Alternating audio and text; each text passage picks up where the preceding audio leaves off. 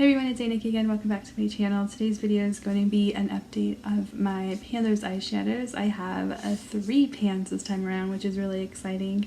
So if you want to see what those are, just keep on watching. Alright, so let's go ahead and check out what pans I hit this time around. 2 of the first ones came from my Milani palettes, and the first shade actually came from my Pure Passions palette. So I hit pan on the shade Afterglow on January 21st. It is this one right here, and as you can see, the tiny little bit of pan right there shining through. This one, when I had it rolled into this project, I thought like it might be really difficult to work with. The top layer felt really hard and just not enjoyable at all, but I did use it to like pack on my lid several times. I used it a total of 7 times actually, so exactly 7. But once you get through that top layer, I think this corner still has a little bit of that hardness to it, but once you got past that top layer, it was actually really soft and really easy to work with. Let me give you a little swatch. Really pretty shade just to kind of pack on the lid and give you that little bit of sparkle for the day. That's from my Milani Pure Passions palette. And then the Milani Most Loved Mattes, the oldie but goodie from this project. I had the shade Fancy Vanilla. I had a decent dip at the start of the project. And I used it every time like I reached for one of these Milani palettes, and it's right there. You can barely see it picking up on my skin. But I did use it to set my eyes, which helped me hit pan pretty quickly. So I hit pan on January 24th after using it 9 times, and it did have quite a bit of use already, so that really helped. And the third shadow I hit pan on was from the Beauty Superstars palette, this gigantic thing here. It was the shade Poise, and I only used it 3 times, and I'm going to tell you why. So I don't think I really used it before. I'm going to clean it up a little bit because it's an annoying one to work with actually. I think I just used it before to kind of swatch it, and I did use it to tap onto like my lids just as a topper. Like I could probably tap some on this one just to add like a little bit of sparkle, but I wanted to see if you could like build it up to use it as like a shadow on its own. This is what it looks like now. And so I really dug in there to like just build it up on my lid. And you could, and it looked really pretty. It looked exactly like it does in the pan, only the fallout was crazy. So I might use it as a topper still. I just won't use it. Ooh. It drags them, so barely see it. It's very sheer. But it has like this nice like little glittering top effect, which is great. So use it as a topper. Don't try to pack it onto your eyes. When I was playing with it, trying to like pack it on the lid to see if it'll work that way, I did hit pan during that time. So only used it 3 times, but I'm glad that I used it up and I can set it aside. I might reach for it in February just because Valentine's Day. I think that's a cute like little add of sparkle. Now moving on to the shadows I didn't hit pan on this month. And the first one is from the Tati Beauty, and it's been in the project for a couple months now. This will be the 3rd month it's rolled in. But it is the shade Metallic Story. So this really pretty like orangey gold right here, and it's actually a really pretty color, and I used it more this month than I did the last. So very, very pretty. Get that all over the place. I think you can still see the purple topper on my hand, like glittering there. What to do with this shade is just put it all over the lid, add like a black liner, and go. Super easy look. But I have used it other ways as well, and I used it a total of, is that it? I used it a total of 6 times, so only 4 times this past month, which is double what I did in the first month that it was in the project. But it's really pretty, but every time I open this palette, I'll use more of the mattes and then the glitters. So you can see there's a bigger dip in some of the glitters, and the mattes, they kind of stay the same, but they're really pigmented. But I think there's a decent sized dip happening there in that metallic one. So we'll see. I do love this palette. I know it seems like I don't because I haven't used it and reached for it as often, but I really do think this is a smart palette to have, and it's really simple and easy to work with once you get the hang of like the glitters and that fallout, being a little bit more careful. But yeah, I do love this, and I think this is a great shade. I think a part of me just doesn't want to use it up is the thing. Last two shadows in this project that I didn't hit pan on this month both come from the Conspiracy palette. I have 5 shadows in this palette in 2 different projects. So the ones in this project are Illuminati and then Just a Theory. Yes, Just a Theory. I keep getting Not a Fact and Just a Theory mixed up. I don't know why. But as you can see, Just a Theory has a pretty decent dip right there.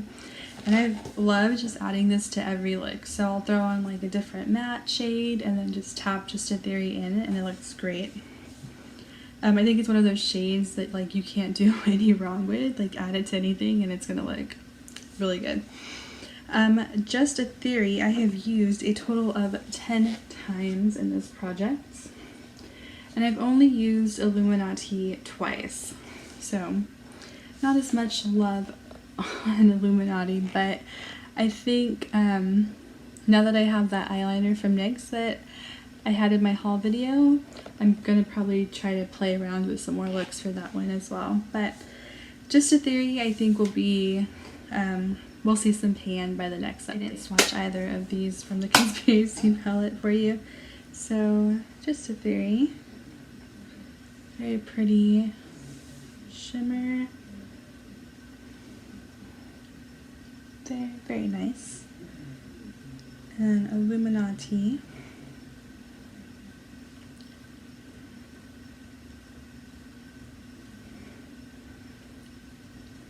It's very good like combo for St. Patrick's Day as well. Okay, so I went ahead and added everything into the Pretty Random app. It's 321 shadows that I have in my collection now. And then I have everything in an Excel spreadsheet so that I can just find the shade pretty easy. So we're going to go ahead and hit this 3 times and write down the number and see. I'm just going to go ahead and hit the little randomize button 3 times. So 11, 134, and 22. So we're just going to hop on over, and I was at the bottom of the list, so I'm just going to scroll up to 134, which I think is, it's in the Morphe 350S palette. Let me grab that one really quick. So 134 is E5 in my Morphe 350S palette. This one was also featured many a time at the start of this project. It's actually one I don't think I've used very much. So I just made this into a grid, A, B, C, D, E, and then 1 through 6. So already 1 through 7. I already forgot what it was. E5. Yes, 1 through 7. So it's going to be this one right here. Which, swatching it, I can feel like a tiny little dip in it, but it's kind of like a greenish metallic shade, which might work well with that Illuminati. It's very pretty. This whole palette's actually really pretty. It was a gift from my mother-in-law, which is nice, and it already has pan and 6 shadows from this project is how all this progress was made. Two is from the Soft Glam palette. It's the shade Burnt Orange, which I've already hit pan in, so we're gonna go ahead and like roll again for that one. But 11 yes, 11, so 1, is Spark, which is one of my favorite shades from the Dream Street palette, and I already knew which palette that was from, so I grabbed that one as well. So it's Spark from the Dream Street palette. It is this shade right here, which I absolutely love. It's one of the ones I reached for constantly when I first got this palette, that and then Mermaid Boy, which I think Mermaid Boy is actually in my 2020 project, so it's that one. Ooh, it actually looks really good next to the one from the Morphe palette. So those two look great together. Oh, I like that. I'm gonna be wearing that a lot. I'm excited to have this back in the mix, get some love out of it. Really enjoyed it. I'm going to spin one more time to see what other shade we'll get. And it's 197. 197 is the shade Fuck from the Jeffree Star Jawbreaker palette. It is also in my other project. I have the Cotton Candy shade, but it is this shade right here. Shade called Fuck. He's so classy. You can pick it up, but it's like this neon kind of orange. It's hard to see. Like, that's not an accurate portrayal of this color at all.